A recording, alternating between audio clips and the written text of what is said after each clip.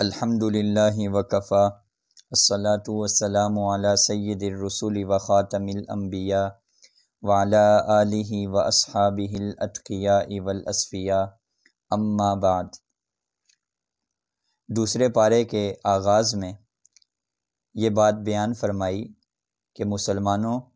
جس طرح تمہارے قبلے کو مرکز توحید قرار دیا ہے، اسی طرح تم کو ایک اعلیٰ درجے کی امت بھی بنایا ہے تاکہ تم لوگوں کو راہ راست پر لانے کے لیے حق و صداقت کے گواہ رہو اور اللہ کا رسول تمہارا ہادی اور رہنما ہو۔ اور آیت نمبر 149 میں بیان فرمایا کہ اگر تم قرآن سے منہ موڑ کر منکرین حق کی خواہشات کی پیروی کرو گے تو تم ظالم اور نافرمان کہلاؤ گے۔ پھر آگے آیت نمبر 151 میں، 52 اور 53 میں یہ مضمون بیان فرمایا کہ مسلمانوں، اللہ نے تمہاری طرف ایک عظیم الشان پیغمبر بھیجا اور دعائے ابراہیم کے مطابق تم کو ایک الہ، ایک رسول، ایک کتاب اور ایک قبلہ عطا کیا تاکہ تم آپس میں متحد رہو اور تم اپنے محسن حقیقی کے احسانات کو ہمیشہ یاد رکھو، ہر دم اس کی نعمتوں کی شکر گزاری کرو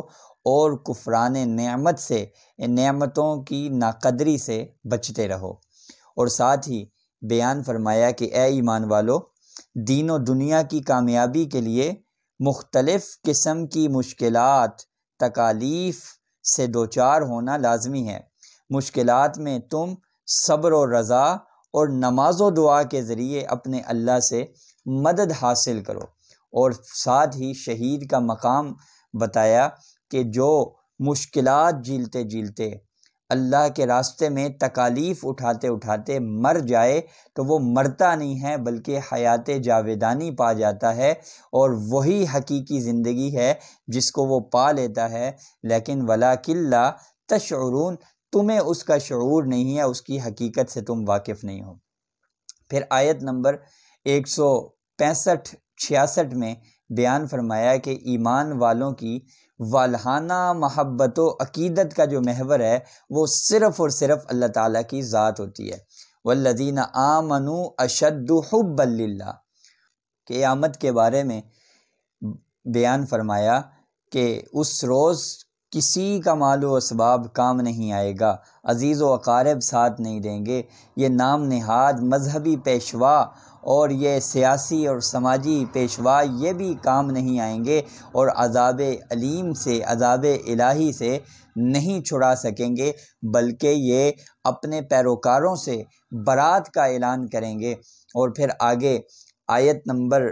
168 میں، 170 اور 174 میں یہ بات بیان فرمائی کہ شیطان کے نقش قدم پر مت چلو، اپنی زندگی کے ہر شعبے میں اللہ کی حکم کی پیروی کرو، اپنے باپ دادا کی جاہلانہ رسموں اور خاندانی روایات کی اندھی تقلید نہ کرو، بلکہ شریعت اسلام پر عمل پیرا ہو جاؤ اور اس کی پیروی کرو۔ اور فرمایا کہ جو لوگ دنیاوی مفادات کی خاطر حق کو چھپاتے ہیں، احکام دین میں تعویلیں کرتے ہیں، ان کو خلط ملط کرتے ہیں، تو وہ در حقیقت اپنے پیٹوں میں آگ کے دہکتے ہوئے شعلے بر رہے ہیں۔ پھر آیت نمبر 177 میں بیان فرمایا کہ نیکی صرف اس چیز کا نام نہیں ہے کہ تم کسی خاص رخ کو، جہت کو قبلہ بنا لو، بس یہی کافی ہے، نہیں، بلکہ شریعت کی ظاہری رسوم کو بجا لینے کے ساتھ ساتھ دیگر جو اسلام کے نزدیک چیزیں ہیں، عقیدہ ہے، عمل ہے، ایمان و قلب کی درستگی ہے، وہ بھی ضروری ہے۔ اور ساتھ ہی پھر قصاص کے مسئلے کو بیان فرمایا کہ مسلمانوں، ناحق قتل ہونے والوں کے بارے میں تم پر قصاص فرض کیا گیا ہے، جس میں تمہاری زندگی کا راز پوشیدہ ہے۔ پھر آیت نمبر 85 میں اور 86 میں بیان فرمایا کہ قرآن پاک تمام بنی نوع انسان کے لیے ہدایت کا سرچشمہ اور حق و باطل کے مابین واضح دلائل کے ذریعے تمیز کرنے والا مشعل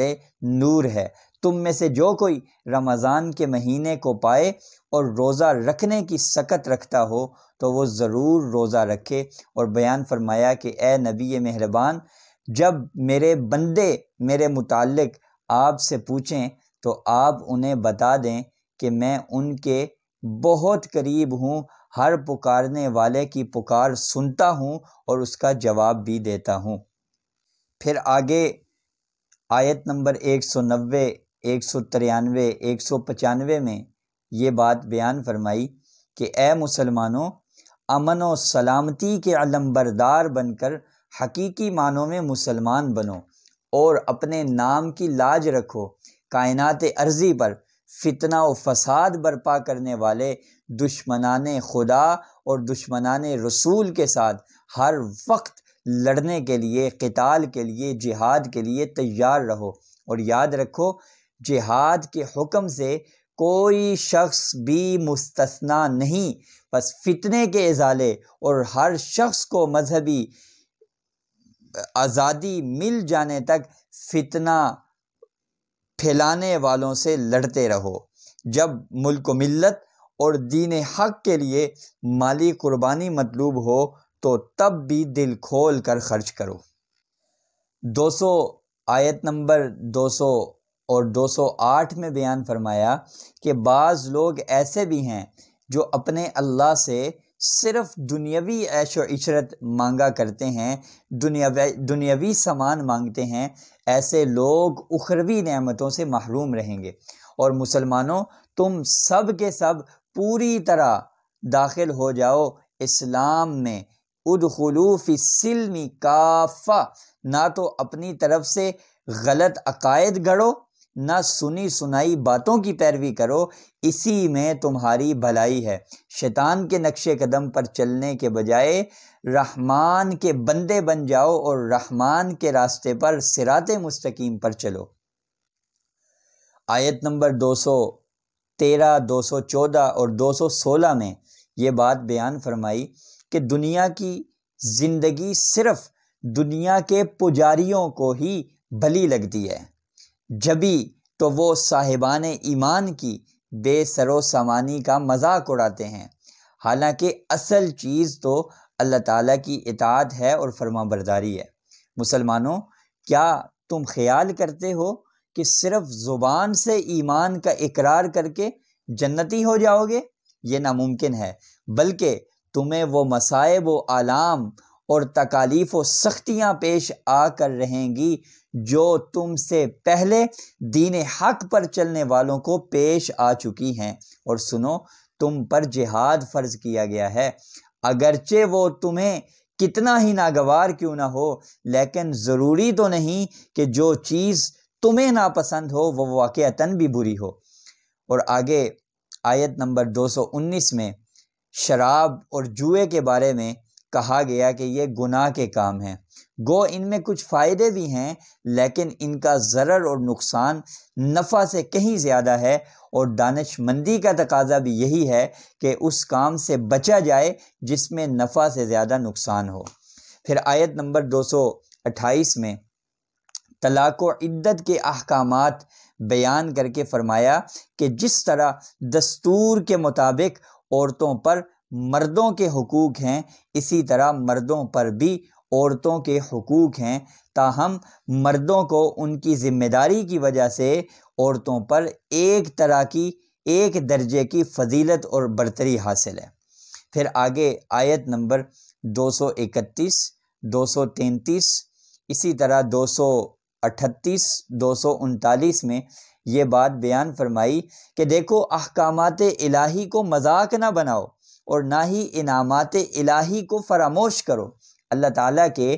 ان احکام کو یاد رکھو جو کتاب و حکمت کی صورت میں تمہاری ہدایت کے لیے نازل کیے گئے ہیں، اور ہر حال میں اللہ سے ڈرتے رہو واتقوا اللہ واتقوا اللہ واتقوا اللہ، اور وہ تمہارے ظاہری حالات سے بھی آگاہ ہے، تمہاری نیتوں اور ارادوں سے بھی واقف ہے۔ اور ساتھ ہی دودھ پلانے کے احکام کا ذکر کر کے فرمایا کہ اللہ تمہارے دلوں کی مخفی کمزوریوں کو اچھی طرح جانتا ہے، پس ہر دم اللہ سے ڈرتے رہو، تقوی اختیار کرو، اللہ کا خوف اپنے دل میں رکھو۔ اور پھر فرمایا اپنی سب نمازوں کو ان کے اوقات مقررہ پر ادا کرنے کی کوشش کرو، بالخصوص صلاۃ وسطیٰ یعنی عصر کی نماز۔ عصر کی نماز کو خصوصیت کے ساتھ مبالغے کی حد تک اس کی حفاظت کرو، اور یہ یاد رکھو کہ کسی حالت میں بھی نماز معاف نہیں ہے، یہاں تک کہ جنگ کی حالت میں بھی کوئی بھی ایسا موقع نہیں، امن کا زمانہ ہو یا جنگ کا زمانہ ہو، صحت ہو یا بیماری ہو، وسعت ہو یا فقر ہو، ہر حال میں نماز پڑھنی پڑے گی۔ اگرچہ تخفیف ہے، کھڑے ہو کر نہیں پڑھ سکتے، بیٹھ کے پڑھو، بیٹھ کے نہیں پڑھ سکتے لیٹ کے پڑھو، مختلف اس کے آپشن بتا دیے، لیکن یہ ہے کہ پڑھنی ضرور ہے۔ اور پھر آیت نمبر 243، 45 اور 47 میں یہ بات بیان فرمائی کہ مسلمانوں، اگر تم قومی زندگی و وقار کے متمنی ہو تو تاریخ سے عبرت حاصل کرو، ورنہ اللہ کے دشمنوں سے اس کی رضا و خوشنودی حاصل کرنے کے لیے جنگ کرو۔ اور پھر فرمایا کوئی ہے جو اللہ کو اپنے مال میں سے قرض حسنہ دے اور اس کی راہ میں خرچ کرے تاکہ وہ اس کے مال کو برکت کے ذریعے کئی گنا زیادہ کر دے، گویا کہ صدقے کو قرض سے تعبیر فرمایا۔ قوموں کی قیادت اور سپہ سالاری کے لیے مال و دولت، عزت اور جاہ کی نہیں بلکہ تدبر و شعور اور علم و جسم کی قدرتی صلاحیت درکار ہوتی ہے، اور اہلیت کا جو معیار ہوتا ہے وہ علم اور جسمانی قوت ہوتی ہے، نہ کہ عزت، اور اسی طرح مال اور دنیاوی وجاہت، یہ چیزیں معیار نہیں ہیں۔ اور بالکل دوسرے پارے کے آخر میں آیت نمبر 249 میں بیان فرمایا کہ ماضی کی تاریخیں اس بات پر شاہد ہیں کہ کتنی ہی چھوٹی جماعتیں اللہ کے حکم سے بھاری بڑی جماعتوں اور بڑے لشکروں پر غالب آئی ہیں، اس لیے کہ جنگوں میں فتح و نصرت کا انحصار لشکروں کی قلت اور کثرت پر نہیں ہے بلکہ عزم و ہمت اور ایمان و یقین پر ہوتا ہے۔ اور ساتھ ہی دعا بھی بتلائی کہ ایسے موقع پر بھی جب وسائل کو اختیار کر لیا، اسباب کو اختیار کر لیا، پھر بھی اللہ تعالیٰ سے دعا مانگنا نہ بھولیے، اس لیے بیان فرمایا۔ اور لشکر طالوت کی دعا کو نقل فرمایا، ربنا افرغ علینا صبرا وثبت اقدامنا وانصرنا علی القوم الکافرین، کہ اے اللہ ہمیں صبر عطا کر، ثابت قدمی عطا کر، اور نافرمان قوموں پر ہمیں فتح و نصرت عطا فرما، آمین ثم آمین۔